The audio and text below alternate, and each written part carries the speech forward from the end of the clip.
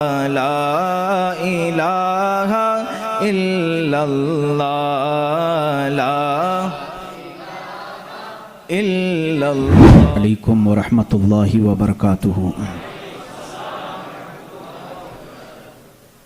अल्हम्दुलिल्लाह अल्हम्दुलिल्लाहिल हन्नानिल मन्नान अल्लज़ी खलक़ल इंसाना व अल्लमहुल बयान वस्सलातु वस्सलामु अला रसूलिही सय्यिदिल इंसी वल जान व अला आलिही व अस्हाबिही ज़विल खैरि वल इहसान अम्मा बअद फ़अऊज़ु बिल्लाहि मिनश शैतानिर रजीम बिस्मिल्लाहिर रहमानिर रहीम। इन्न फ़ी ख़ल्क़िस समावाति वल अर्दि वख्तिलाफ़िल लैलि वन नहारि लआयातिन लिउलिल अलबाब। सदक़ल्लाहु मौलानल अज़ीम व बल्लगना रसूलुहुन नबियुल अमीनुल मतीनुल मुख्तारुल करीम व नहनु अला ज़ालिका लमिनश शाहिदीन वश्शाकिरीन वल्हम्दुलिल्लाहि रब्बिल आलमीन। बारगाह रिसालत मुआब सल्लल्लाहु अलैहि वसल्लम में दुरूद पाक का हदिया पेश करें। अल्लाहुम्मा सल्लि अला सय्यिदिना व मौलाना मुहम्मदिन मअदनिल जूदि वल करम व आलिहि व अस्हाबिहिल किराम व इब्निहिल करीम व बारिक व सल्लिम सलातन दाइमतन सरमदन अबदा। सबसे पहले अल्लाह अज़्ज़ा व जल का करोड़ करोड़ शुक्र व एहसान अदा करते हैं अल्हम्दुलिल्लाह कि उसने अहले बैत अतहार, सहाबा कराम, अम्बिया कराम और अपने अपने और उसके रसूल के ज़िक्र जमील के लिए हम जैसों का इंतखाब फरमाया है। अज़ीज़ान गिरामी, मामूल के मुताबिक 10 रोज़ा मजालिस मुहर्रम का इनेक़ाद यहाँ पर किया गया है। यकीनन जिसके नाम से ये मजलिसें मुनाकिद होती हैं वो नाम ही बहुत बुलंद व बाला है। सैयदुल शुहदा इमाम आली मकाम सैयदना इमाम हुसैन रदी अल्लाह तआला अन्हु व अर्ज़ाहु अन्ना। ज़िक्र तो उनका मकसूद होता है मुहर्रम में, लेकिन उनके ज़िक्र के साथ साथ हम तमाम अहले बैत और तमाम सहाबा खुलफाए राशिदीन का भी ज़िक्र करते हैं। और अल्लाह का ये भी बेपनाह करम व एहसान है कि हम एक बड़ी बंदिश के बाद खुल करके सांस लेने के माहौल में आए हैं। बस अल्लाह की बारगाह में सिर्फ यही दुआ करता हूँ कि मौला दुनिया की दूसरी चीज़ें छिन जाएं मगर तेरे घर के दरवाजे हम पर बंद ना हों। कदीर व जब्बार खुदा, ये बड़ी आजमाइश है हमारे लिए। हम अपने घरों में वो सुकून महसूस नहीं करते जो इसके दरबार में सर झुकाकर सुकून महसूस करते हैं। आज ये पहली मजलिस है, पहली महफिल है और सबसे भी मैं गुजारिश करूंगा कि शुक्र इलाही बजा लाओ। अल्लाह रब्बुल इज़्ज़त का करम व एहसान है कि आज के इस माहौल में अब भी बहुत सारे लोग बाहर निकलने पर पाबंद हैं, मुक़य्यद हैं, बाहर निकलने से वो आजिज़ हैं। उसके बावजूद आप तमामी हज़रात ज़िक्र शुहदा करबला में जमा हैं और हाजिर आए हैं। अल्लाह ताला इस नेमत को हम सब के साथ बरकरार रखे। आज मैं सिर्फ ये बात अर्ज करना चाहूँगा कि हम जिसके बंदे हैं उसको पहचानने के लिए क्या उसने कुछ निशानियां भी रखी हैं। अल्लाह की निशानियां मैं खुल करके आम अंदाज से बात करूँगा। आप मुसलमान घर में पैदा हुए, आपके बाप दादाओं ने, आपके माहौल ने आपको बताया कि तुम्हारा पैदा करने वाला अल्लाह है। यहीं तक तुम्हारी नॉलेज है, हमारी नॉलेज है। इसलिए कि ये भी बड़ा करम व एहसान है कि हमें सोचो विचार करके अल्लाह तक पहुंचने की इस तरह के माहौल की ज़रूरत नहीं आई। बरसों से हम उन्हीं घरों में पैदा हो रहे हैं जहां अल्लाह का ही नाम लिया जा रहा है। लेकिन मैं सारे इंसानों के लिए खिताब कर रहा हूं। इस रुए ज़मीन पर रहने वाला, चाहे वो यहूदी हो, ईसाई हो, हिंदू हो, सिख हो, जो भी हो, मैं सबसे आज ये बात कहना चाहूंगा, दुनिया का एक फार्मूला है कि बगैर किसी के बनाए कोई चीज नहीं बनती, खुद से कोई चीज नहीं बनती। तो यकीनन हमें भी किसी ने बनाया ही तो है। हम छोटी सी छोटी चीज को देखते हैं, उनको कोई बनाता है, खुद से कोई चीज नहीं बनती। साइंस के स्टूडेंट्स भी होंगे हमारे साथ, और जो साइंस को पढ़ते हैं उनकी जो थ्योरियां हैं साइंसदानों की, वो क्या कहते हैं, कायनात कैसे वजूद में आ गई है। वो मुल्हिद होंगे जो कहते हैं, बेदीन लोग होंगे जिनका कोई दीन ही नहीं, जो कहते हैं कि अचानक दुनिया बन गई और अचानक ही खत्म हो जाएगी। ऐसा कैसे होगा? ऐसा कैसे होगा? अचानक दुनिया बन गई और अचानक खत्म हो गई। कोई नहीं है इसके आगे पीछे। मेरे अजीजों, जो गौर व फिक्र करने वाले साइंसदान हैं वो भी अब इस नतीजे पर पहुंचे हैं कि दुनिया में एक बहुत बड़ा धमाका हुआ था कई अरब साल पहले, कई लाख साल पहले, उनके एतबार से, उनके इल्म के एतबार से, जिसको ये बिग बैंग कहते हैं। बिग बैंग क्या चीज है? तो साइंसदान ये कहते हैं कि कई सालों तक इस रुए जमीन पर सिर्फ समंदर था, और समंदर में भी जो गैस होती थी वो सब हाइड्रोजन, और सिर्फ 99% हाइड्रोजन और 1% सिर्फ ऑक्सीजन का यहां पर वजूद था, जिसकी वजह से कोई दूसरा जिंदा रह नहीं सकता था। यह साइंसदानों की तहकीक है। उसके बाद फिर उन्होंने ये कहा कि एक धमाका हुआ और समंदर से, पानी से हर चीज बनती चली गई, पानी से बनती चली गई। ये 21वीं सदी में बात की जा रही है, ये बात 21वीं सदी में की जा रही है। और साइंस के वजूद की तारीख में अगर आप जाएंगे तो ज्यादा से ज्यादा कि 400 साल पहले तक की तारीख होगी। 16वीं सदी में, 17वीं सदी में, 17वीं सेंचुरी में साइंस की कुछ न कुछ चीजें इजाद होने लगी, जिसको आज हम साइंस कह रहे हैं। और कुरान में मौला फरमाता है, वजअलना मिनल माइ कुल्ल शैइन हय्यिन, हमने हर चीज को पानी से बनाया है। ये रब ताला फरमा रहा है, उसका कुरान अजीम गवाही दे रहा है। कुरान किस जमाने में उतरा वो भी आपके जहन में होना चाहिए। किस जमाने में कुरान आया है ये भी आपके जहन में अच्छी तरह से फिट होना चाहिए, ताकि अब साइंस की तहकीकात और उस जमाने को मैच करके देख सकें आप। कुरान उस जमाने में आया है जहां यूरोप में लोग जानवरों के साथ रहते थे। अमेरिका का तो इंकिशाफ भी नहीं हुआ था, अमेरिका नाम का कोई मुल्क है ये पता भी नहीं था लोगों को। जितनी दुनिया थी इसमें सबसे ज्यादा तहजीब वाला मुल्क, तमद्दुन वाला मुल्क ईरान था, अरब थे, रोम थे, बाकी सब तो बिछड़े हुए लोग थे। रोम, ईरान और अरब को उस जमाने में तहजीब वाला कहा जाता था। उनकी तहजीब का आलम यह था कि जब मेरे आका सल्लल्लाहु तआला अलैहि वसल्लम मदीना तैयबा में तशरीफ लाए, ये बहुत बड़े तहजीब वालों की बात मैं कर रहा हूं, यानी बहुत नॉलेज रखने वालों की बात कर रहा हूं। इतना नॉलेज था कि जब मेरे आका मदीने में तशरीफ लाए तो सिर्फ 6 लोगों को लिखना आता था। ये बड़े तमद्दुन वाले लोग थे, बड़े नॉलेज वाले लोग थे। उस जमाने का इल्म यहां तक पहुंचा हुआ था। मेरे अजीजों, बाकी यूरोप वगैरह का हाल तो बहुत ही बदतर था। यहां तक कि आबादी कैसे बनाई जाए ये सलीका इस्लाम ने बताया है। रोड तक बनाने के तरीके, रास्ते कैसे बनते हैं, ये भी कोई इल्म नहीं था पहले। लोग सितारे देखते थे और चलते जाते थे। या आज जो रोड बने हुए हैं इसकी इजाद ही सैयदना उमर फारूक ने की है रदी अल्लाह ताला, कि आम एक रास्ता होना चाहिए, हाईवे होना चाहिए, उसको पक्का बनाना चाहिए कि लोग इसी से गुजरें। आज आपको रास्ते इतने बने हुए हैं इसलिए कोई तारा नहीं देखता, सिर्फ सामने देखते हैं। अब तारे देखेंगे तो फिर बड़ा मसला हो जाएगा। उस जमाने में तारे देख करके चलते थे। अजीजान गिरामी, यूरोप का हाल उस जमाने में यह था कि नॉलेज नाम की कोई चीज नहीं थी।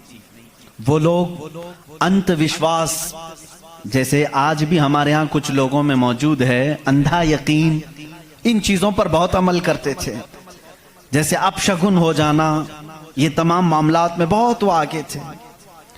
हत्ता कि बीमारियों को भी वो बीमारी नहीं समझते थे। जैसे आज यूरोप जादू टोने पर यकीन नहीं रखता, हर चीज को बीमारी कहता है। उस जमाने में हर बीमारी को वो जादू समझते थे, शैतान समझते थे। बीमारी का उनको इदराक भी नहीं था। इस्लाम में जो फुकहा पैदा हुए, जो अतिब्बा पैदा हुए, जो साइंसदान पैदा हुए, उन्होंने बीमारी के मुतालिक बहुत सारे तहकीकात पेश किए। सिर्फ ये बात मैं अर्ज करना चाहूंगा कि कुरान उस जमाने में नाजिल हुआ है जब इल्म का वजूद ज्यादा नहीं था लोगों के पास, इतना कि कोई इक्का दुक्का लिखना जानता था। और किस पर नाजिल हुआ ये भी आपके जहन में होना चाहिए। दो चीजें दिमाग में रखें, उसके बाद फिर मैं कुरान की आयतें पढ़ता हूं। एक, माहौल ऐसा है, साइंस का वजूद नहीं, इल्म का वजूद नहीं, इल्म नाम की चीज ही नहीं थी लोगों के पास। और जिस पर नाजिल हुआ वो ऐसा रसूल है जो किसी का शागिर्द भी नहीं, कोई उस्ताद नहीं, मुहम्मदुर रसूलुल्लाह सल्लल्लाहु तआला अलैहि वसल्लम। उन पर कुरान नाजिल हुआ, ऐसे माहौल में नाजिल हुआ जब कोई इल्म जानने वाला नहीं था। और जिस पर नाजिल हुआ वो किसी यूनिवर्सिटी से पढ़ा, किसी कॉलेज से पढ़ा, किसी मदरसे से पढ़ा हुआ रसूल नहीं। उस रसूल का मुअल्लिम और उस्ताद सिर्फ खालिक कायनात है। जिब्राइल अलैहिस्सलातु तस्लीम का भी सिर्फ इतना काम रहा है, जो रब ने हुक्म दिया उतना ही पहुंचा दिया। बल्कि बहुत सारी कुरान की बातें ऐसी हैं जो जिब्राइल पहुंचा तो गए लेकिन उसका इल्म उन्हें भी नहीं दिया गया, उन्हें भी नहीं दिया गया। अब ये दो बातें किसी को भी चैलेंज करके बता देना, तारीख की सच्चाइयां इस बात का इनकार नहीं कर सकती। अपने तो अपने, गैरों ने भी हुजूर की तारीख लिखी है और सबों ने इकरार किया है कि मोहम्मद सल्लल्लाहु अलैहि वसल्लम एक ऐसे प्रॉफिट हैं जो पूरी जिंदगी भर किसी उस्ताद के पास गए नहीं, किसी उस्ताद के पास गए नहीं। और ये भी हिकमत है मेरे मौला की, इसीलिए हम उस रसूल को अन्नबीयुल उम्मी कहते हैं। उम्मी का मतलब कुछ बेवकूफ लोग आज के जमाने के जो बदअकीदा हैं वो अनपढ़ करते हैं। रसूल अनपढ़ थे, माअज़ल्लाह। बेवकूफो तुम्हें मालूम नहीं, उम्मी का मतलब होता है किसी से पढ़ा हुआ नहीं। अनपढ़ में और किसी से ना पढ़ा हुआ होने में बहुत बड़ा फर्क है। ये दो बातें जहन में रखो। कुरान किस माहौल में नाजिल हुआ और जिस पर नाजिल हुआ वो किसी का शागिर्द नहीं। अब इसकी बातें जब हम बयान करते हैं, साइंसदानों की आंखें फटी की फटी रह जाती हैं। वो कुरान बयान कर रहा है, इन्न फी खल्क़िस समावाति वल अर्दि लआयातिन लिउलिल अलबाब, बेशक ये जमीन की पैदाइश में, आसमानों की पैदाइश में बड़ी मेरी निशानियां हैं। अल्लाह फरमा रहा है, रात को हम जाइल करते हैं, उसी से दिन निकालते हैं। कुरान ये कह रहा है, वजअलना मिनस समाई, आसमान से अल्लाह तबारक व तआला ने ये वजअलना समा सक़फ़न महफूज़ा, कुरान कहता है हमने आसमान को एक महफूज छत बनाया है। कुरान ये कह रहा है आसमान और जमीन मिले हुए थे, हमने दोनों को फाड़ करके अलग कर दिया और दोनों के मुंह खोल दिया। ये कुरान उस जमाने में कह रहा है। इल्म फलकियात जिसको एस्ट्रोनॉमी कहते हैं, इल्म अर्दियात जिसको जियो फिजिक कहा जाता है, जमीन के मामलात, आसमान के मामलात जानने वाला उस जमाने में कोई नहीं। उस वक्त कुरान कह रहा है आसमान और जमीन मिले हुए थे, हम दोनों को फाड़ दिए, हमने उन दोनों को फाड़ दिया और दोनों के मुंह को खोल दिया। अब का साइंस कहता है जमीन व आसमान को देखने के बाद ऐसा लगता है कि ये गैलेक्सी में मिला हुआ एक सैयारा था और ये फिर जमाने के बदलते बदलते आसमान अलग हो गया, जमीन अलग हो गई। अब का साइंस ये कहता है। और फिर ये बंद नहीं है, जैसे हमारी छत बंद है, ऊपर से पानी डालो तो नीचे कुछ नहीं आएगा, नीचे के फर्शी भी बंद है, नीचे जमीन से कोई चीज यहाँ मस्जिद में नहीं निकलेगी। साइंस अब ये कह रहा है आसमान में जगह जगह सुराख हैं, मुंह खुला हुआ है, जमीन में भी जगह जगह सुराख हैं, दिखने वाले नहीं, ये खुला हुआ है। इसका मतलब मैं भी समझ नहीं पाया था, आसमान खुला हुआ है, जमीन खुला हुआ, मुंह खुला हुआ है, क्या मतलब? कहा कि अल्लाह ताला जब चाहे आसमानों पर पानी डाले तो अपना मुंह खोलता है, बारिश बरसती है, और जमीन का मुंह खुला है। इसका मतलब ये है तुम जहां पर भी, जितनी गहराई में भी जमीन के बीज डालो, इसका मुंह खुला है, वो सीना फाड़ कर बाहर आता है। अगर जमीन बंद होती तो कोई चीज जमीन से बाहर नहीं निकलती। जमीन से कोई चीज बाहर निकलती है, इसका मतलब है कि इनके मुंह खुले हुए हैं। साइंस ने अब भी कहा कि आसमान का मुंह खुला हुआ है, जमीन का मुंह खुला हुआ है। कुरान किस माहौल में नाजिल हुआ है? जब साइंस का वजूद नहीं। हाँ, अगर तुम ये कहते शायद मोहम्मद सल्लल्लाहु तआला अलैहि वसल्लम बहुत बड़े किसी साइंसदान के शागिर्द होंगे, तो तुम्हारे तारीख लिखने वाले ही तुम्हारे चेहरे पर जन्नाटेदार थप्पड़ मारेंगे, इसलिए कि वो रसूल अपनी 63 साल जिंदगी में कभी किसी के शागिर्द नहीं हुए, हत्ता के सैयदुल मलाइका के भी वो शागिर्द नहीं हुए। कुरान यही कह रहा है, जमीन की पैदाइश में, आसमान की पैदाइश में मेरी निशानियां हैं। अजीजा ने गिरामी, अब मैं वो निशानियां गिनाऊं, बहुत तवील वक्त दरकार है। कभी आपने महसूस किया कि आसमान अल्लाह की निशानी है? अल्लाह की निशानी है। देखिए, यहां सबसे बड़ी बात, कुरान में कई जगहों पर यह बात आई है, अफला ततदब्बरून, अफला यतदब्बरून, अफला ताकिलून, अफला ततफक्करून। इसका मतलब होता है, क्यों तुम गौर फिक्र नहीं करते? क्यों तुम सोचते नहीं? क्यों तुम तहकीक नहीं करते, रिसर्च नहीं करते? रब ताला बार बार ये फरमा रहा है। ये किसके लिए है? मैं उन लोगों के लिए कहता हूं जो एक खुदा को छोड़कर करोड़ों के सामने झुक रहे हैं। मैं उनसे कहता हूं, तुम सोचते क्यों नहीं? कौन है तुम्हें पैदा किया है? कौन है जो तुम्हें बनाया है? कुरान दावत दे रहा है उनको सोचने की। मेरा यकीन ये कहता है, जो भी इंसान इस कायनात में है, अल्लाह ने उसे इतनी अक्ल जरूर अता की है कि अगर वो सोचने पर आ जाए तो अपने रब तक जरूर पहुंचेगा। अगर वो गौर फिक्र करने पर आ जाए तो झूठे खुदाओं को छोड़ देगा। एक सहाबी हैं, हुजूर सल्लल्लाहु तआला अलैहि वसल्लम पर ईमान लाने के बाद वो कहते हैं, हुजूर अय्याम जिहालत में हमारे से दो ऐसे मामलात हुए, एक वाकया याद करता हूं तो रोना आता है और एक वाकया याद करता हूं तो हंसी आती है। जिहालत में हम कुछ ऐसे काम करते थे इस्लाम लाने से पहले कि कुछ एक वाकया ऐसा है कि हम रो पड़ते हैं याद आती है तो, और एक वाकया ऐसा है कि वो याद आती है तो हंस पड़ते हैं। हुजूर ने पूछा, वो दोनों क्या है? उन्होंने कहा, जिहालत में जब हमारे घर बेटी पैदा होती तो हम उसका गला मरोड़ कर दफन कर देते थे। हमने अपने हाथों से कई बच्चियों को दफन किया, वो जब भी याद आता है तो रो पड़ते हैं, रोना आता है। हंसी किस बात पर आती है? वो कहते हैं, हम जब सफर पर निकलते थे तो हमारे जो खुदा होते थे उनको आटे का बना लेते थे हम, वैसे तो मिट्टी का बनाते हैं और फिर पानी में डुबोते हैं। उनकी ज़ुर्रियत आज भी मौजूद है। अरब वालों में अगर मैं बयान करूं कि हाथों से खुदा बनाए जाते हैं तो उन्हें यकीन नहीं आता। हिंदुस्तान वालों को बहुत जल्दी यकीन आएगा। तो वो सहाबी कहते हैं, हम आटे के बनाते थे। उनके जो खुदा होते थे वो आटे के बनाते थे, क्योंकि मिट्टी का, पत्थर का उठाकर लेकर जाने में बोझल होता था, वजन होता था। इतने बड़े खुदा को कहां लेकर के घूमते रहे। वो साहब ही कहते हैं, हम आटे का बनाकर ले जाते। फिर हंसी किस बात पर आती है? कहते हैं, अगर सफर में ज्यादा भूख लगती, कभी उसका हाथ तोड़ के खा लेते थे, कभी उसका पेट काट के खा लेते थे, क्योंकि आटे ही का था। आज भी लोग करते हैं, शक्कर का बनाते हैं। बहरहाल, तो वो सहाबी कहते हैं, मुझे अय्याम जहालत की ये बातें याद आती हैं तो मैं हंस पड़ता हूं। खैर, मैं और तफसील में नहीं जाऊंगा। अजीजा ने गिरामी, गौर व फिक्र करने की जिसके अंदर आदत होगी, वो अंधविश्वास, सिर्फ फैले हुए बेयकीनी पर ईमान नहीं लाएगा। आज भी बहुत सारे ऐसे न्यूट्रल किस्म के लोग हैं जो मुसलमान नहीं हैं, मैं जानता हूं उनको।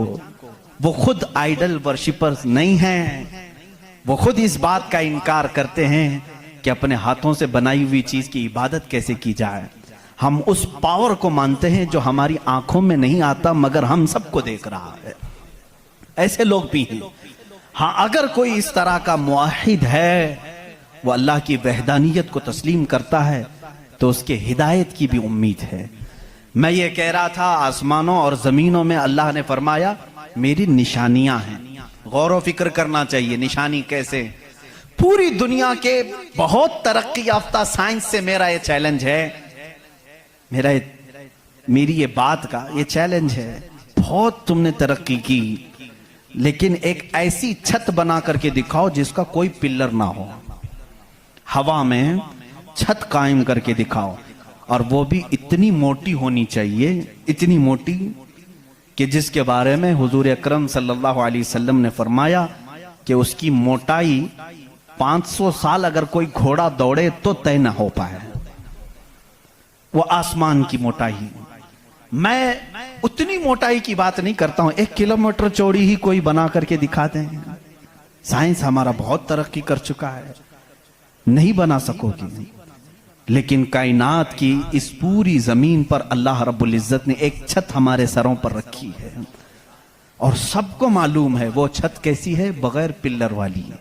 कहीं उसको सुतून देखा आपने? अल्लाहुल्लज़ी रफ़अस समावाति बिगैरि अमदिन तरौनहा, कुरान कहता है वो अल्लाह ही है जिसने बगैर सुतून के आसमानों को बनाया, और तुम भी उसको देख रहे हो। कुरान चैलेंज कर रहा है, तुम भी उसे देख रहे हो। और हैरत की बात यह है, हमारे पिल्लर वाली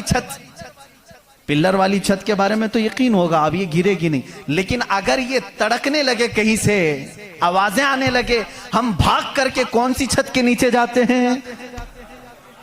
पिल्लर वाली छत से हमको खौफ लगता है आजकल गिर ना जाए, और पनाह लेने के लिए उस छत के नीचे जाते हैं जिसका कोई पिल्लर ही नहीं। अल्लाह की निशानियां हैं इसमें। अल्लाह रब्बुल इज्जत फरमाता है तुम देख रहे हो इन आसमानों को हमने कैसे कायम किया है। अब इसकी तहकीकात जो एस्ट्रोनॉमी पढ़े हुए हैं वो जानते होंगे, इल्म फलकियात उसको कहते हैं, आसमानों का इल्म। ये भी अभी सबको पूरा हासिल नहीं हो सका। जो हमारी नजरों में नजर आ रहा है ये तो धुआं है, बादल है। आसमान तक पहुंचने के लिए पता नहीं कितना सफर, और इसमें अल्लाह रब्बुल इज्जत ने सितारों के एक ऐसे झुरमुट को रखा है। आसमान कितना चौड़ा है, कितना लंबा है, गेस कर सकते हैं हम? कभी गेस करेंगे आप? मैं सिर्फ एक हिसाब बताता हूं। उस आसमान में अल्लाह ताला फरमाता है कुल्लुन फी फलकिन यस्बहून, सूरज, चांद, जितने भी गैलेक्सी के स्टार्स हैं, तारे हैं, ये सब आसमान में तैर रहे हैं। अल्लाह फरमा रहा है, सूरह यासीन की आयत है, ये सब आसमान में तैर रहे हैं, लटक रहे हैं। अच्छा, जिस पर लटक रहे हैं जाहिर सी बात है वो बड़ा होना चाहिए। अब वो कितना बड़ा होगा? वो छत की चादर कितनी बड़ी जिस पे सूरज भी लटक रहा है, चांद भी लटक रहा है। हमने साइज पूछा साइंसदानों से, साइज पूछा कि ये कितने बड़े बड़े हैं जो आसमान में लटक रहे हैं, तो उन्होंने कहा सबसे करीब जो हमारा सितारा है, सैयारा है, जमीन से जो सबसे करीब सैयारा है वो चांद है। और सूरज का क्या हाल है? कहा सूरज जमीन से 13 लाख गुना बड़ा है, 13 लाख गुना बड़ा। अब यहां हमारी अकलें शशदर हो जाती हैं, किसी के पास कैलकुलेटर भी नहीं, कितना हिसाब करें? 13 लाख गुना बड़ा जमीन से, हमारे तस्वुर में नहीं आता। वो कहां लटक रहा है? आसमान में। चांद इससे 50 गुना बड़ा है जमीन से, वो कहां है? आसमान में। अच्छा, इतना ही नहीं, ये गैलेक्सी के अंदर सूरज से 50 गुना बड़े इतने सैयारे हैं कि जिनमें से सिर्फ अभी 40% का दरियाफ्त की जा चुकी है, बाकी 60% अभी तक साइंसदानों को पता ही नहीं। सूरज से 50 गुना बड़े सैयारे और मौजूद हैं। पूछा ये सब कहां है? ये भी आसमान में है। इसीलिए मेरे मौला ने फरमाया बेशक आसमानों की पैदाइश में उसकी बड़ी निशानियां हैं। अब मेरे अजीजों, आओ, तुम्हें अपने घर की छत डालने के लिए कितने दिन लगते हैं, कितने वर्कर लगते हैं, कितने मजदूर लगते हैं, क्या क्या इसके लिए सामान लगते हैं, ये सब तुम्हें मालूम है जिन्होंने छतें डाली। अब इतनी बड़ी छत जिसने कायम की है, जिसमें लाखों गुना बड़ा जमीन से सूरज भी है, चांद भी है, गैलेक्सी के और स्टार्स हैं, वो खुदा फरमा रहा है आसमान को, जमीन को किस तरह से उसने बनाया। कुरान में है सिर्फ 6 दिन में इन दोनों की पैदाइश हुई। उससे भी बल्कि अल्लाह ताला फरमाता वजअल अर्द फी यौमैन, अल्लाह ने जमीन को 2 दिन में पैदा फरमाया, आसमान को। और इसमें जितनी सजावट है, सजावट क्या है? ये पूरे समंदर को रब फरमा रहा है वो जमीन की जीनत है, जितने दरख्त हैं वो जमीन की जीनत हैं। और आसमान की जीनत क्या है? चांद है, सूरज है, सितारे हैं। ये सब 4 दिन में बने, कुल 6 दिन में इनकी पैदाइश हुई है। कुल 6 दिन में इनकी पैदाइश हुई है। मियाँ हमारी दुकान नहीं बनती 6 दिन में, और वो खालिक कायनात फरमा रहा है 6 दिन में इस पूरी कायनात के जमीन और आसमान की पैदाइश हुई, तो क्या ये अल्लाह रब्बुल इज्जत की निशानियां नहीं है? गौर और फिक्र, तदब्बुर। मैं अगर सुनी हुई बातों पर यकीन नहीं आता कुछ लोगों को, क्योंकि वो साइंस के माहौल में आज जी रहे हैं, वो हर बात साइंस की यकीन के साथ मान लेते हैं। मैं उनसे ही कहता हूं, अपने साइंसदान आकाओं से पूछें कि इस जमीन का हजम कितना बड़ा है, आखिर ये ठहरी कैसे है इतने दिन तक, या अब तक कायम कैसे है, ये हिलती क्यों नहीं है? अच्छा, उसके बाद रब ताला फरमाता है हमने इस जमीन को पानी पर बिछाया है। ऐ अल्लाह, तेरे अजायब कुदरत अजीब दर अजीब हैं, कितने अजीब हैं। आपसे मैं कहता हूं, हौज में या मस्जिद का भी हौज है, जाओ एक चादर उसके ऊपर बिछाओ, टॉवेल लेकर के बिछाओ, कितनी देर तक वो पानी पर खड़ा रहेगा? टॉवेल, चादर, इसकी मोटाई कितनी है? बहुत पतली सी है, वो mm में आएगी, लेकिन वो आपके इस पानी पर ठहर नहीं सकती। अगर आप कहें मोटी चीज में बिछाऊं, मोटी चीज बिछा करके दिखाओ, कितनी देर वो रुक सकेगी? नहीं रुक सकेगी। और ये अल्लाह ने कुरान में फरमाया हमने पानी पर जमीन को बिछाया, और इसका इनकार साइंस भी नहीं कर रही है। साइंस भी यही कहती है जमीन को जितनी जगह से खोदा जाए पानी ही है। हम भी तो बोरवेल जो निकालते हैं, जमीन को खोदने के बाद पानी आता है। अब पानी पर इस जमीन को बिछाया रब तबारक व तआला ने, कितना वजन ये उठाई हुई है, कितना वजन उठाई हुई है। सबसे बड़ा वजन तो उन मुशरिकीन का है जो उस रब को नहीं मानते हैं। ये धरती का बोझ इनको कहते हैं, ये सबको उठाई हुई है। पता नहीं कितने करोड़ों टन इस पर वजन है ये, लेकिन कभी भी हिलती हुई नजर नहीं आती। लेकिन उसको भी कुरान में अल्लाह फरमा रहा है हमने इस जमीन को हिलने से रोकने के लिए जगह जगह पर पहाड़ों को मेख बनाकर गाड़ दिया। वल जिबाल औतादा, और पहाड़ों को हमने मेख बनाकर गाड़ दिया है। अब इसकी तहकीक इस जमाने में, मैंने अपने पढ़ने के जमाने में इसकी एक तहकीक अपने उस्ताद के पास पढ़ी थी। सफा मरवा के बारे में इख्तिलाफ चल रहा था। सऊदी यहूदी हुकूमत ने सफा मरवा को पूरी तौर पर ख़त्म करने की नापाक कोशिश की और अलग से उन्होंने मसआ बनाया सही करने का। तो इख्तिलाफ उलमा में था कि इन्होंने ज़्यादा चौड़ा कर दिया। उसी ज़माने में ये तहकीक हुई पहाड़ जो है इसका वजूद ज़मीन पर कैसा होता है। इन सऊदियों ने कहा पहाड़ ऐसा ऊपर शेप में ऐसा होता है, ट्रायंगल होता है, ऊपर से कोना होता है, नीचे चौड़ा होता है। इन सऊदियों ने कहा नीचे भी ये जड़ें छोड़ता है, फैलता हुआ जाता है, जैसे दरख्त ऊपर होता है और नीचे उसकी जड़ें फैली हुई होती हैं। तो इन्होंने कहा नीचे भी वो पहाड़ का हिस्सा है, इसलिए हमने बाजू में भी रास्ता बनाया ताकि सफा मरवा की सही अगर हो रही है तो वो पहाड़ों के बीच में ही हो रही है। मेरे उस्ताद गिरामी मिस्र के हैं, उन्होंने पूरी इस पर तहकीक के साथ किताब लिखी, चैलेंज किया, कहा पहाड़ों को अगर खोद करके देखो हमारा यकीन ये कहता है। उन्होंने बहुत सारे दलाइल से साबित किया पहाड़ ऊपर से जो इस तरह के शेप का होता है, ट्रायंगल ऊपर से, नीचे वो जड़ें नहीं छोड़ता बल्कि अंदर जाते जाते और बारीक हो जाता है, अंदर बारीक होते होते होते बहुत पतला होकर नीचे तक जाता है। मैंने पूछा नीचे कितनी अंदर तक है? उन्होंने कहा जो पहाड़ तुम्हें ऊपर दिख रहे हैं ये पहाड़ का 1% है, बाकी 99% पूरा नीचे होता है। ये पहाड़ों की ऊंचाई, ये पहाड़ों की जो ऊंचाई है ये 1% है, 99% पूरा नीचे होता है।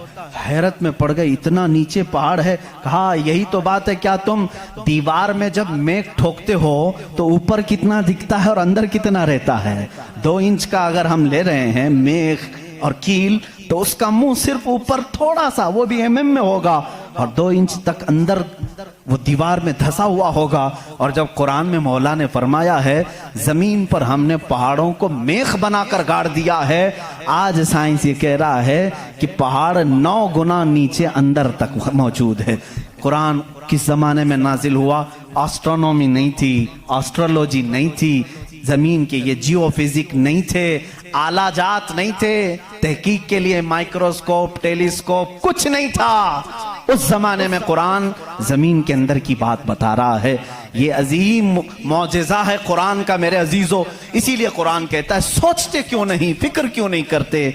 वही है खालिक कायनात जिसने इस पूरे निजाम को बना रखा है। ये इतनी नहीं है, ये जो जमीनों में नजर आ रही हैं इनकी तहकीकात करते करते कई लोगों की जिंदगियां खत्म हो गई। कुछ चांद की तहकीक पर चले, कुछ सूरज की तहकीक पर चले, कुछ जमीन की तहकीक पर चले। इंसानों को भी अल्लाह ने ये इल्म दिया है, ये अकल दिया है। ये जो साइंसदान अपनी तहकीक कर रहे हैं ये कभी ये ना समझें कि ये हमारी मारे हुए तीर हैं, बल्कि अल्लाह अपने बंदों को खुद इतनी समझ बूझ देता है कि वो उसकी निशानियों की खोज लगाएं और कायनात को बताएं कि कोई तो है जो ताकत इसे चला रही है, कोई तो है निजाम जो इसकी परवरिश कर रहा है। लेकिन ये धोखाबाज बन जाते हैं कुछ लोग कि वो तहकीक करके समझ तो जाते हैं, लेकिन बाद में जब उनको इल्म होता है कि इसके पीछे कोई ताकत है वो बता नहीं पाते, इसलिए कि कुफ्र इनके दिलों में रच बस चुका है। आपको एक और साइंस के स्टूडेंट्स के लिए भी ये बात है। आपको मालूम है ये सितारे जो हैं, सैयारे हैं, ये अपनी उम्र मुकम्मल करके, अभी अभी की बात है ये, साइंस एक बड़े साइंसदान ने और नासा के लोगों ने भी जो खला पे जाते हैं स्पेस पे, इन लोगों ने ये बात पेश की कि सितारे जितने भी हैं गैलेक्सी में उसमें से कुछ की उम्र हजारों साल की होती है, लाखों साल की होती है। जब इनकी उम्र मुकम्मल होती है तो ये एक जगह जाकर के टूट जाते हैं, दाखिल हो जाते हैं, जिनको ब्लैक होल कहा जाता है। ब्लैक होल क्या है? साइंसदान कहते हैं उसकी तहकीक अभी तक नहीं हो सकी। एक बहुत बड़ा सुराख है, बहुत बड़ा सुराख, जिसमें ये सितारे जाकर के खत्म हो जाते हैं, इनकी जिंदगी यहाँ खत्म होती है। कहीं ये बातें आपको सूखी तो नहीं लग रही हैं? आज बहुत ही ज्यादा साइंस बोल रहे हैं। जरूरत इसके लिए है मेरे अजीजों, मैं अपने दीन को उन लोगों के सामने रखना चाहता हूं जो सिर्फ साइंस को अपना खुदा समझते हैं। आओ कुरान पढ़ो, कुरान इसकी बुनियादें तुम्हें देगा साइंस की। ब्लैक होल क्या है साइंसदान नहीं बता सके, जबकि इनके पास अब बड़े बड़ी मशीनें हैं। ये जो नासा के लोग खला में जाते हैं, एक एक साल तक के लिए चले जाते हैं, कई महीनों के लिए चले जाते हैं और तहकीकात करके ला रहे हैं। चांद पर इन्होंने कैमरे लगाए और वहां की तस्वीरें ये भेजने की बात कर रहे हैं, लेकिन फिर भी ब्लैक होल मालूम नहीं। मैं उस मोहम्मदुर रसूलुल्लाह सल्लल्लाहु अलैहि वसल्लम की बात कर रहा हूं जो किसी भी साइंसदान का शागिर्द नहीं, जो किसी उस्ताद के पास बैठा नहीं। उस रसूल पाक की जुबान से कुरान की आयत निकली सूरह वाक़िया की। अल्लाह फरमाता ला उक़सिमु बिमवाक़िअन नुजूम इन्नहु लक़समुन लौ तअलमून अज़ीम। अल्लाह फरमाता कसम है उस जगह की जहां जाके सितारे टूट जाते हैं, बेशक अल्लाह रब्बुल इज्जत की इसमें बड़ी शान है अगर तुम समझ सको। एस्ट्रोनॉमी को कुरान बता रहा है कि ब्लैक होल हैं, मवाक़िउन नुजूम उनको कहा गया है, जहां सितारे जाकर फना होते हैं। अजीज़ान गिरामी, ये तकलीफ सिर्फ हमारी है कि हमने कुरान अजीम को उस लेवल के एतबार से पढ़ा नहीं। साइंस के लिए जो लोग MBBS कर रहे होंगे या फिर इंजीनियर बन रहे होंगे, उनसे भी मैं ये दावत देता हूं कि कुरान को भी कभी इस एंगल से पढ़ करके देखो, इसकी निशानियां इतनी अजीम है। मैं समझता हूं कि तुम्हें फिर कहीं इधर उधर मुंह मारने की जरूरत नहीं, मारिफत खुदाबंदी इसी से हासिल हो जाएगी। गौर व फिक्र करो, तुम्हें इसी से अल्लाह रब्बुल इज्जत की मारिफत हासिल हो जाएगी। कोई तो है खालिक। इमाम आजम अबू हनीफा रहमतुल्लाहि तआला अलैह के पास एक दहरिया, इस जमाने के भी जो एथिस्ट होते हैं, एथिस्ट समझते हैं, एक नया ये चला हुआ, नया नहीं है पुराने ही है, नाम नया लगता है, मुल्हिद हैं ये। एथियज्म बहुत सारे लोग वो अपने दीन, अपना रिलीजियन के जगह पर ये लिखते हैं, आप देख लेना इनको, एथिज्म। आप मुस्लिम लिखते हैं, कुछ लोग हिंदुइज्म लिखते हैं, कुछ लोग क्रिश्चियनिटी कहते हैं, कुछ ज्यूज होते हैं, लेकिन कुछ हैं जो एथियज्म, एथिस्ट हैं। एथिस्ट का मतलब कोई खुदा नहीं, कोई दीन नहीं, कोई मजहब नहीं।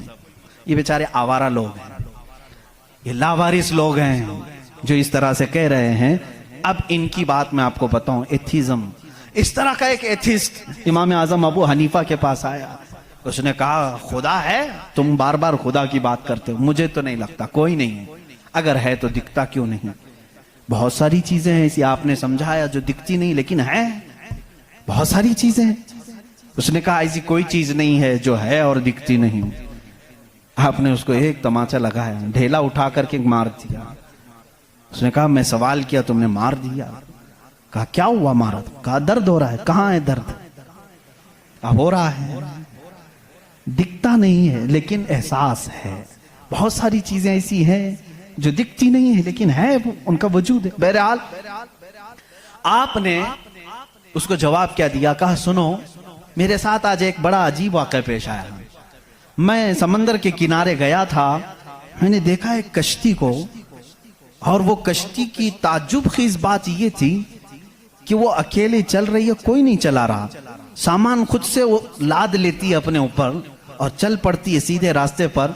फिर थोड़ी देर के बाद साहिल पर आती है और अपना सामान खुद ही उतारती है। फिर जैसे ही वक्त होता है फिर चल पड़ती है। कोई कश्तीबान नहीं, कोई मल्लाह नहीं, कोई कैप्टन नहीं उसके अंदर, सवारी भी नहीं, खुद से सब चल रही है। ये उस दौर में इमाम आजम कह रहे हैं जब इलेक्ट्रॉनिक दौर नहीं था। आज के लोग हो सकता है यकीन कर लें इलेक्ट्रॉनिक कश्ती होगी, हो सकता है कोई उसको इलेक्ट्रॉनिक मशीन चला रही होगी। ऐसा नहीं है, उस जमाने में कोई इस चीज की इजाद नहीं थी।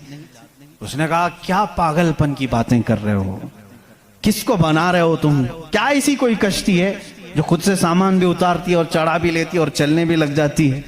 इमाम आजम अबू हनीफा रहमतुल्लाह अलैह ने फरमाया इतना तेरा दिमाग चलता है कि कोई कश्ती समंदर पर बगैर चलाने वाले के नहीं चलती।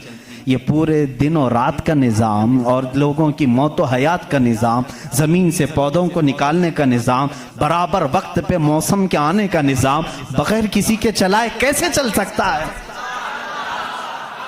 कभी इसमें ताखीर तुमने देखी?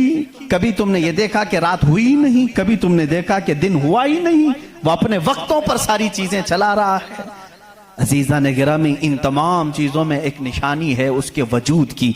इसीलिए अल्लाह रब्बुल इज़्ज़त ने सूरह इखलास में यूँ फरमाया कुल हुवल्लाहु अहद, ऐ महबूब आप फरमा दे वो अल्लाह एक है। अब एक होने की निशानियां भी बहुत हैं, एक होने की निशानियां भी बहुत हैं।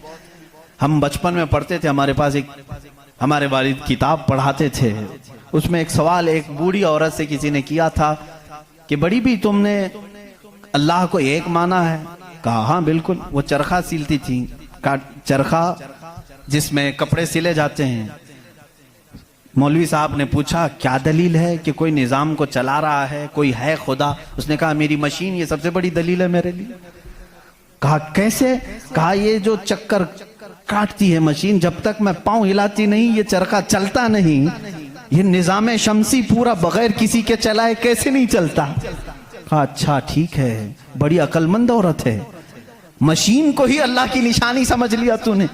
उस औरत से उन्होंने दूसरा सवाल किया, अच्छा चलो ठीक है कोई तो है चलाने वाला, ये क्यों कहती हो कि वो एक ही है? कहा चलो ठीक है उसकी भी निशानी मेरी ही मशीन है, उसकी निशानी भी मेरी ये मशीन है। कहा कैसे? कहा चलो मैं इधर से चलाती हूँ तू उधर से चला, बैठ जा मेरे सामने, मैं इधर से चलाती हूँ तू उधर से चला, फिर देखते हैं कपड़े की हालत क्या होती है। कपड़ा जो है हो सकता है लेडीज की बजाय जेंट्स का हो जाए, जेंट्स की बजाय लेडीज का हो जाए, कुछ का कुछ बन जाए। क्यों? उन्होंने कहा बात तो सही है। उस बूढ़ी औरत ने कहा मैंने अपने चरखे से ही ये दीन सीखा कि अगर कायनात में एक के बजाय दूसरा होता तो झगड़े हो जाते। एक खुदा कहता मैं बारिश बरसाऊंगा, दूसरा कहता नहीं नहीं मैं धूप डालूंगा, तीसरा कहता नहीं मैं ठंडी लाऊंगा। इनके झगड़ों में फिर कायनात का निजाम दरहम बरहम हो जाता।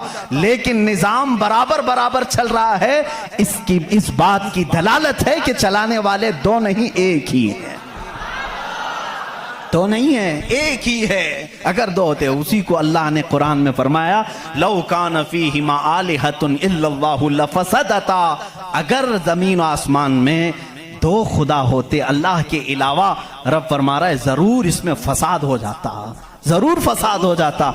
इसलिए कि एक जो अकल से हमारे दरमियान हमने देखा है जो चला सकता है वो दो लोग नहीं चलाते हैं, दो लोगों की जहनियत अलग हो जाती। अब इसको फलसफे में आएंगे जिसको फिलॉसफी कहते हैं, ये भी एक इल्म है।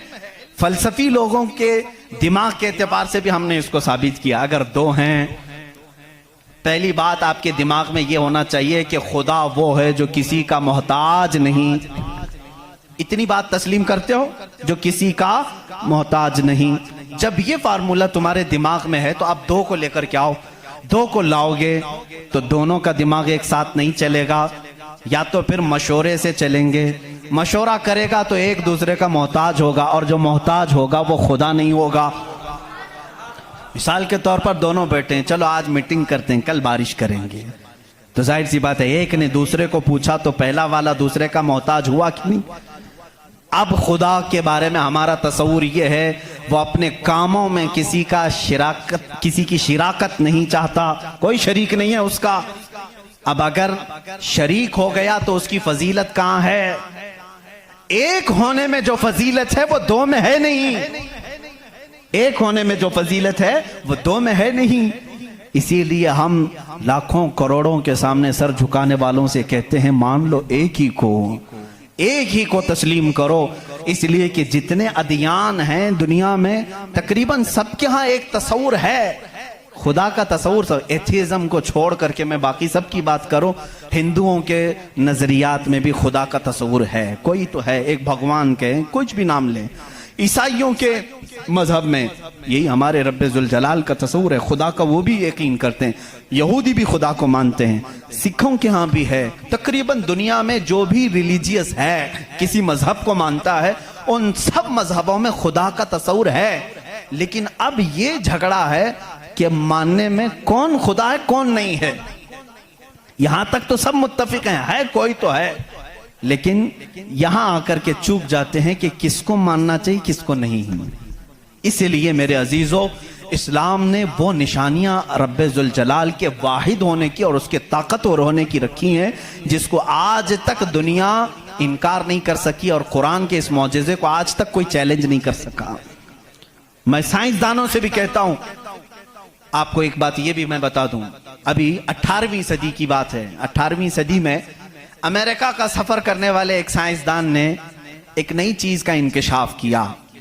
अटलांटिक ओशियन में या समंदर के एक हिस्से में एक ऐसी जगह है जो बिल्कुल ही डार्क है, डार्क स्पेस उसको कहते हैं, यानी वहां रोशनी बिल्कुल नहीं, सूरज की एक किरण भी वहां नहीं आती, इतना वहां पर, इतनी वहां तारीकी है। ये कब? 18वीं सदी में, यानी आज से 200 साल पहले की बात है। उसने इंकशाफ किया, दुनिया को बताया मैंने एक ऐसी जगह देखी, बहुत ही डार्क है, बहुत अंधेरा है। वो जब वापस आया तो उलमाए रब्बानीयीन ने सूरह नूर की कुरानी आयतें पढ़ी। अल्लाह फरमाता है कि इज़ा अखरज यदहु लम यकद यराह व मन लम यजअलिल्लाहु लहू नूरन फमा लहू मिन नूर। अल्लाह फरमाता है हमने कायनात में एक ऐसी जगह रखी है कि उस पे अंधेरियों पर अंधेरियां हैं, अगर तुम हाथ भी निकालोगे तो हाथ भी नजर नहीं आएगा, हाथ भी नजर नहीं आएगा। ये कहां का? ये इल्मुल बहर जिसको कहते हैं, समंदरों का इल्म रखने वाला, जो पूरी जिंदगी समंदरों की खोज में लगा दिया, वो ला करके बताया। उसने सोचा मैं बहुत बड़ा तीर मारा हूं, लेकिन जब बताया कुरान पढ़ने वालों ने कि ये तो कुरान में है, अल्लाह फरमा रहा है एक डार्क स्पेस है कायनात में जहां तुम हाथ भी निकालोगे तो नहीं नजर आएगा, इतना डार्क है। वो सटपटा गया, परेशान हुआ, मैं इसकी तहकीक करूंगा। ये कुरान में आई कैसे बात? सबसे पहला दुनिया का मैं इंकशाफ करने वाला हूं, मैं इसको सबको बताने वाला पहला फर्स्ट आदमी मैं हूं। ये पहले से कहां से आ गई कुरान? फिर वही दो बातें मैं बताता हूं मेरे अजीजों। उसको भी यही झटका लगा कि ये कुरान उस जमाने में नाजिल हुआ जब साइंस का वजूद नहीं था, और उस पर नाजिल हुआ जिसको दुनिया में किसी ने सिखाया नहीं था। बाद में फिर उसने ये सोचा शायद हो सकता है प्रॉफेट मोहम्मद सल्लल्लाहु अलैहि वसल्लम समंदरों का सफर बहुत करते होंगे, उनके समंदरों के सफर में शायद कभी ये जगह आ गई होगी, इसलिए उन्होंने अपने मन से कुरान में ये लिख दिया होगा। उसने ये नतीजा निकाला। लेकिन दूसरे ही दिन उसे फिर बड़ा झटका ये लगा कि जब सीरत मुस्तफ़ा पढ़ा उसने, अल्लाह अकबर, हुजूर की 63 साला जिंदगी में आपने एक मर्तबा भी समंदर का सफर किया ही नहीं। ये बहुत बड़ा झटका लगा कि वो मोहम्मद सल्लल्लाहु अलैहि वसल्लम कभी पूरी जिंदगी में समंदर का सफर किए ही नहीं। मेरे अजीजों, इस बात में गलत फहमी में ना आना कि वह समंदरों को नहीं जानते थे। वो मेराज का सफर करने वाला रसूल समंदरों को जरूर जानता है, लेकिन ये हिकमत इलाही थी कि कभी समंदर के सफर करने का इत्तेफाक नहीं हुआ। अब उसे झटके भर झटका ये लगा जो कभी समंदर को गया ही नहीं, वो अगर अटलांटिक ओशियन में मौजूद डार्क स्पेस को बताता है तो जरूर वो अपने पेट से नहीं बता रहा है, वही उसको बताया होगा जिसने डार्क स्पेस बनाया है। यही अल्लाह रब्बुल इज्जत के वहदानियत की निशानियां हैं, उसके वजूद की निशानियां हैं। कुरान पढ़ो, इसमें बहुत सारी चीजें जिन्होंने ये इंकिशाफ किया कि कुछ समंदरों में ऐसे अल्लाह रब्बुल इज्जत ने बनाया है, वो भी आपको मिल जाएंगे। दो समंदर मिलते हैं और दोनों का रंग अलग है, एक समंदर नीला है, एक समंदर पीला है, दोनों का टेस्ट भी अलग है, इधर का मीठा इधर का खारा नमकीन है, लेकिन वो बहुत दूर तक मिलते हुए जाते हैं। लेकिन इसका पानी उसमें नहीं आता, उसका पानी इसमें नहीं आता। क्यों नहीं आता? अल्लाह फरमाता मरजल बहरैनी यल्तक़ियान, मरजल बहरैनी यल्तक़ियान बैनहुमा बरज़ख़ुन ला यबग़ियान फ़बिअय्यि आलाइ रब्बिकुमा तुकज़्ज़िबान। उस रब्बे ज़ुल जलाल ने फरमाया, हमने दो समंदरों को बहाया है। देखने वालों को ऐसा लगता है कि ये मिल गए हैं, लेकिन हमने उसमें न दिखने वाली एक ऐसी दीवार बनाई है कि इसका पानी उसमें नहीं मिलता, उसका पानी इसमें नहीं मिलता। ये भी कौन से रसूल की जुबान से अल्लाह ताला बता रहा है लोगों को, जो रसूल कभी समंदर का सफर किया ही नहीं। उस रसूल की जुबान से अल्लाह ने दो समंदरों के मिलने की बात की। साइंसदानों, अब तो तुम्हें मानना ही चाहिए कि कुरान रसूल का अपना बयान किया हुआ कलाम नहीं है, उसी का ये कलाम है जिसने समंदरों को इस तरह पैदा किया है। कायनात में बहुत सारी चीजें हैं मेरे अजीजों। कुरान अल्लाह रब्बुल इज्जत का ये कलाम इतनी ही नहीं, ये तो बड़ी बड़ी निशानियां मैंने कहा। अगर इसकी मारिफत, इसकी खोज में लग जाओगे तो जिंदगी तमाम हो जाएगी। मैं तो कहता हूं अल्लाह ने एक बात ये भी फरमाई है तुम्हारे लिए, वफी अनफुसिकुम अफला तुबसिरून। अल्लाह फरमा रहा है तुम इधर उधर निशानियां ढूंढ रहे हो, हमने तुम्हारी जात में अपनी निशानियां रखी हैं, तुम नहीं देखते? तुम्हारी जात में हमारी निशानियां हैं, तुम नहीं देखते? इतनी निशानियां हैं, इसके लिए आपको कई उलूम पढ़ने की जरूरत है। जाहिर सी बात है, इंसान के एक एक पार्ट पर जो रिसर्च करता है वो अपने वक्त का एक बड़ा डॉक्टर बनता है। खाली सिर्फ दिल पर जिसने रिसर्च किया वो कार्डियोलॉजी है, जो सिर्फ किडनी पर रिसर्च किया वो नेफ्रोलॉजी है, और जो सिर्फ रगों को देखा है वो न्यूरोलॉजी है। पार्ट पार्ट पर इन्होंने पूरी जिंदगियां खत्म की। पूरे इंसान को पढ़ा किसने? आज कौन पढ़ा है? इसीलिए इमाम आजम अबू हनीफा रहमतुल्लाह अलैह ने फरमाया, मन आरफ़ नफ्सहू फ़क़द आरफ़ रब्बह।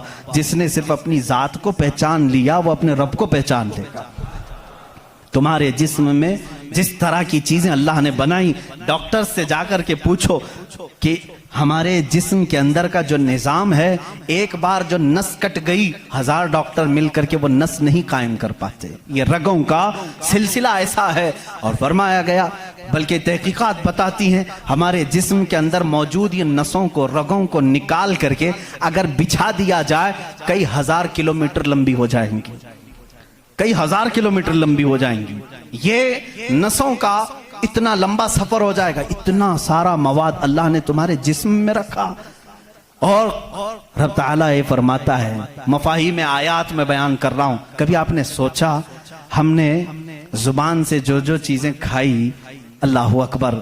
मैं एक बड़े मुहक्किक के हवाले से कहता हूं, रोटी को उन्होंने कहा तुम्हारी रोटी, तुम्हारे खाने अल्लाह की निशानियां है। मैंने पूछा रोटी भी निशानी है अल्लाह की? कहा हाँ। तुम एक रोटी को कहां कहां से हासिल करते हो? अनाज खेत से लिया, फसल जब आई उसको कुटाया, पिसाया, आटा बनाया, फिर घर में लाया, गूंदने के लिए दिया, आटा गूंधा गया, रोटियां बेली गई, तवे पर रखी गई, बन गई।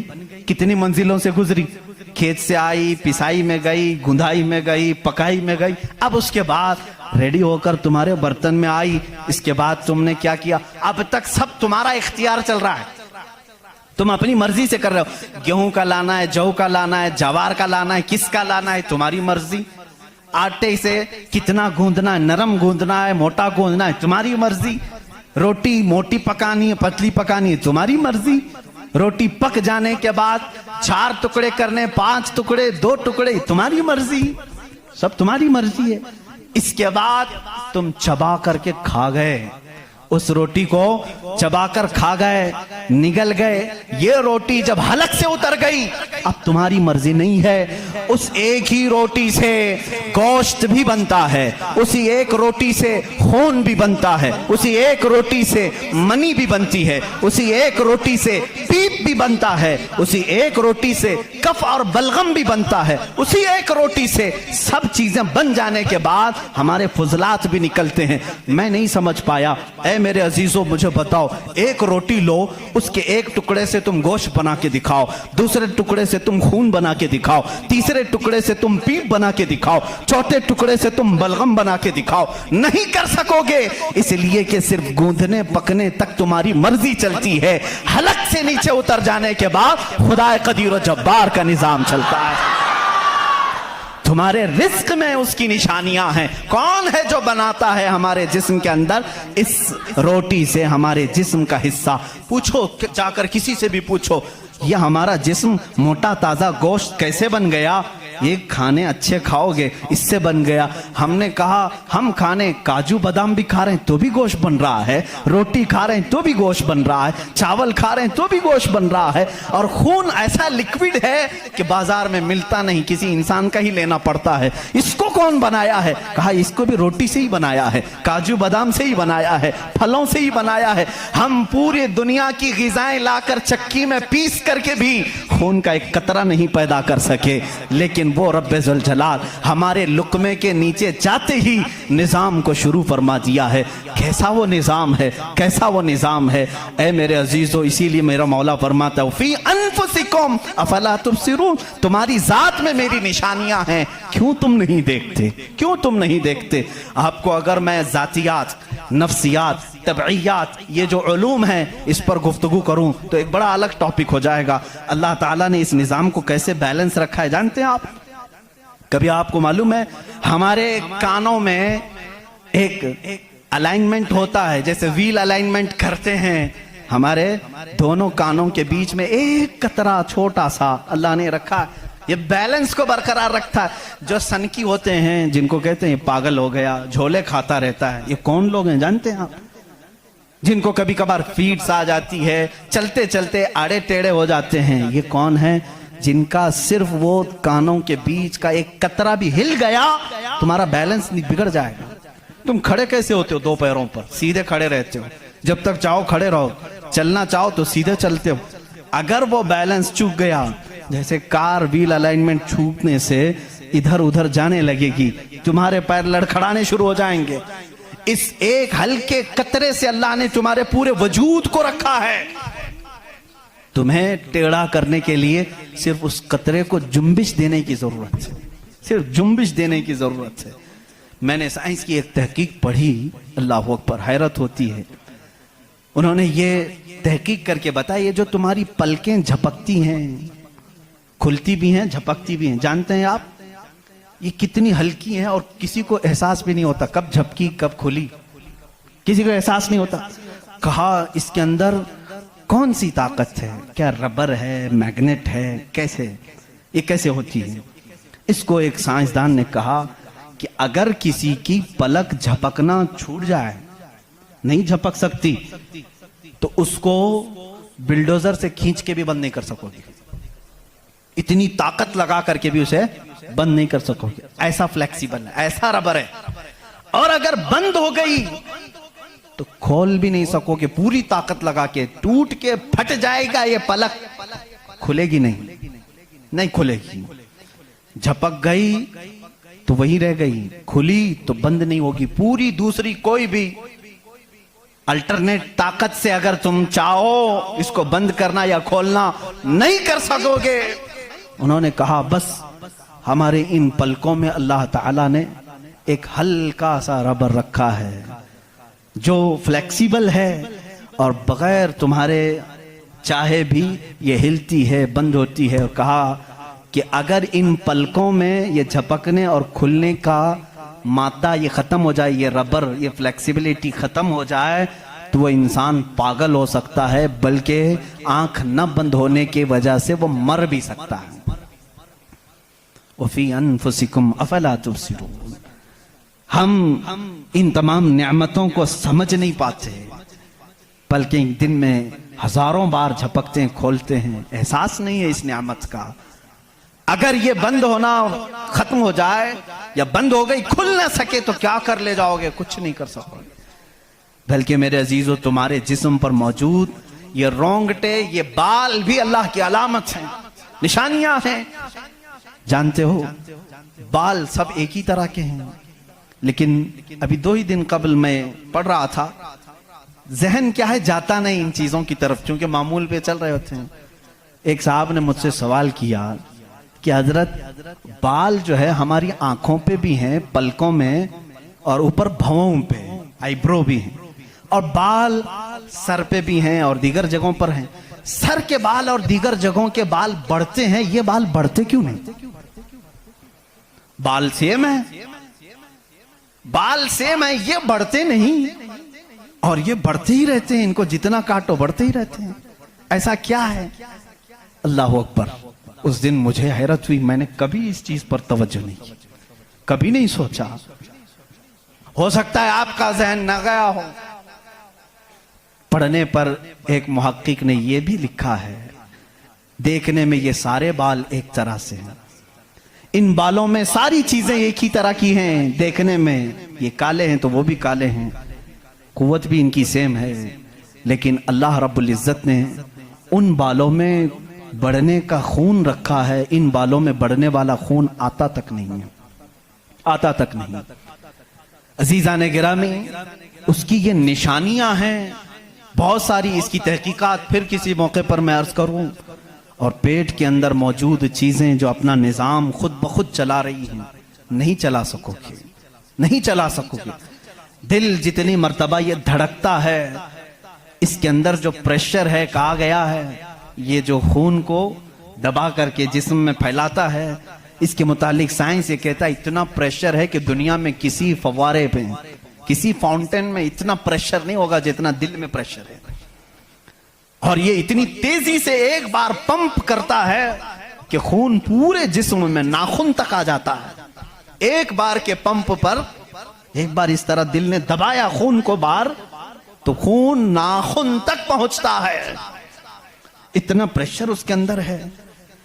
अमेरिका की एक लेबोरेटरी में एक पाकिस्तानी आलिम दीन गए थे, कार्डियोलॉजी थे वो डॉक्टर, वो एक आलिम को लेकर के गए, और कार्डियोलॉजी नहीं, रेडियोलॉजी भी गालिबन कुछ है, जिसमें आवाजें सुनने का आला होता है, एक मशीन होती है जिस्म के अंदर हरकत करने वाली हर आवाज को उसमें सुना जा सकता है। पलक आप झपकते हैं, आप सांस लेते हैं, तो इसकी आवाज कैसी होती है। तो उन्होंने कहा आज चलिए लेबोरेटरी में मैं आपको बताता हूं कि दिल की आवाज, हम तो यहां हाथ रखते हैं तो धक धक धक की आवाज आती है। तो उन्होंने कहा हम आपको इससे सुनाते हैं। एयरफोन लगाए गए, बड़ी बड़ी मशीनें थी, हल्की सी भी वहां पर हवा भी आती तो उसकी जोर आवाज आती है। वो एक लैब है। ये आलिम दीन कहते हैं मैंने सुना दिल की आवाज। मैंने पूछा उस डॉक्टर से कि आपके हाँ हर आवाज का नाम लिखा गया है, दिल जो आवाज करता है इसका क्या नाम है आपके यहाँ? कहते हैं दिल जो है लप लप लप लप ये आवाज करता है, साइंस में ये लिखा गया है। और मुस्कुरा है, कहा थोड़ी सी खता हो गई, बल्कि दिल कहता है रब रब रब रब। हर इंसान का दिल जो धड़कने की आवाज आती है मशीनों से उन्होंने खुद सुना। हाँ हो सकता है कुछ तोतले लोग होते हैं रा को ला कह जाते हैं, हो सकता है तुम्हें लप लप लप सुनाई दिया हो, मगर मेरा ईमान ये कहता है हर दिल रब रब रब ही कहता है। जो उसको धड़कन दिया है, अगर वो दिल उसे याद ना करे। अजीज़ा ने गिरामी, कायनात की बहुत सारी चीज़ें उसकी निशानियां हैं, समंदरों में उसकी निशानियां हैं। आपको मालूम है समंदरों का इल्म, इल्मुल बहर जिनको मालूम है, जो गौते लगाते हैं, वो कहते हैं ज़मीन पर जितनी मखलूक़ात है इसके 10 गुना ज़्यादा मखलूक़ात समंदरों में मौजूद है। समंदरों में यहाँ जितने कीड़े देख रहे हो, कितने मकोड़े देख रहे हो, यहाँ जितने किस्म की मखलूक़ात आप देख रहे हैं, इसके 10 गुना ज्यादा मखलूक़ात समंदरों के अंदर है। कौन है जो उनके रिस्क का इंतजाम करता है? कौन है इनकी परवरिश पर? समंदरों का इल्म अलग है। कहते हैं हम अंदर जाते हैं तो उसके अंदर इतनी चीजें कि हर बार नई चीजें दिखती हैं। और उन्होंने कहा कि कई लाख किस्म की मछलियां गिन ली गई, लेकिन हर बार गोता लगाते हैं तो फिर नए रंग की मछली नजर आती है। इनको रंग देता कौन है उसके अंदर? अजीजा ने गिरामी, समंदरों के इल्म में लोगों ने कहा इसकी गहराइयों में क्या क्या मौजूद है। कुछ बातें तो अकल तस्लीम करती हैं, जैसे आपको मैंने कहा समंदर में मछलियां हैं, अंदर पेड़ पौधे भी हैं, आप सब तस्लीम करेंगे, होते होंगे। मखलूक़ात हैं, हाँ होते होंगे, सब होते होंगे। लेकिन एक कुरान के फरामीन तफासिर में यह कहा गया है समंदर के अंदर आग भी है। आप कहां से तस्लीम करोगे? समंदर के अंदर आग है, कैसे तस्लीम करोगे? जाहिर सी बात है तुम इनकार करोगे। पानी और आग हो ही नहीं सकता, और वो भी पानी हल्का फुल्का पानी नहीं, समंदर का जोशीला पानी। और यहां पर इस्लाम में ये बातें कही गई हैं कि समंदर के अंदर आग है। लेकिन ये दुनिया को उस वक्त नजर आ गया जब सुनामी आई थी। इंडोनेशिया में जो साहिल पर सुनामी की लहरें जिन्होंने देखी, जिसकी रफ्तार 2000 किलोमीटर पर आवर थी, 2000 किलोमीटर पर आवर की रफ्तार से वो पानी चल रहा था, और उसकी हाइट जो मौजों की वो 200 फीट ऊंची थी। 200 फीट ऊंची लहरें 1000 किलोमीटर पर आवर की रफ्तार से जब जा रही थी, तो मुशाहिदा करने वालों ने कहा जब वो लहरें चलती थी तो पीछे आग के शोले निकलते थे, समंदर में आग के शोले निकलते थे। आज साइंस इस बात को तस्लीम कर चुका है, समंदर में कई ऐसे पहाड़ हैं जो आतिशफिशा हैं, जिनको वोल्केनो कहा जाता है। आग उगलने वाले पहाड़ हैं, आग उगलने वाले पहाड़ हैं। वो कई महीनों में और सालों में अपने अंदर मौजूद आग को बाहर उगलते हैं, तो समंदर में तुग़यानी आ जाती है, समंदर के अंदर मौजों की भंवर आ जाती है। ये तमाम चीजें आज साइंस कह रहा है, मेरा मौला कुरान में इस चीज को बयान फरमा रहा है। जबकि फिर मैं आपको बता रहा हूं, कुरान उस माहौल में उतरा जब साइंस नहीं था, और उस रसूल पर उतरा जो समंदरों का सफर नहीं किया था। अल्लाह तबारक व तआला ने पहाड़ों के इल्म के मुतालिक कुरान में बयान फरमाया, सितारों के इल्म के मुतालिक, समंदरों के इल्म के मुतालिक, ज़मीन का ये जियोफिजिक हो, एस्ट्रोनॉमी हो, सितारों का एस्ट्रोलॉजी हो, इल्मुल फलकियात हो, उसके बाद नबातात, ये पेड़ पौधों के इल्म के लिए भी कुरान मौजूद है। अल्लाह रब्बुल इज़्ज़त इनके मुतालिक भी फरमा रहा है, इनके जोड़ बनाए गए। आज दुनिया ये कह रही है कि एक पेड़ को दूसरे पेड़ से लगाते हैं तो फल अच्छे आते हैं, फल अच्छे आते हैं। ये हदीस पाक में मिलता है। मदीने तैयबा में कलमी करते थे सहाबा उस वक्त खजूरों की। अजीज़ा ने गिरामी, पेड़ पौधों की जब तहकीकात होती हैं तो अब इस पर भी साइंस हैरान है कि हमने फूलों को देखा, ये फूल जब खिलते हैं तो इसमें अचानक आकर के पेंट कौन कर जाता है, ये रंग कौन डालता है।